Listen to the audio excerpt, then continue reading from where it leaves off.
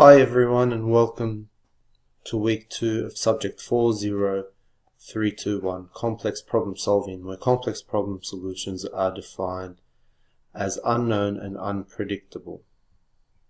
Before I begin, UTS FEIT would like to acknowledge that this video was shot on Gadigal lands. Please click the drop down arrow below for a transcript of this video.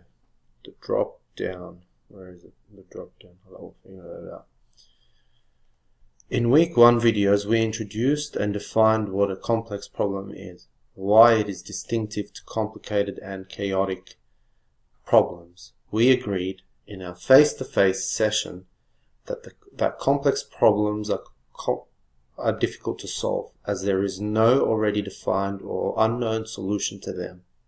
Last week's videos also discussed adopting the design thinking approach to solving complex problems. If you will recall, we discussed the design thinking process. Design thinking includes 5 steps.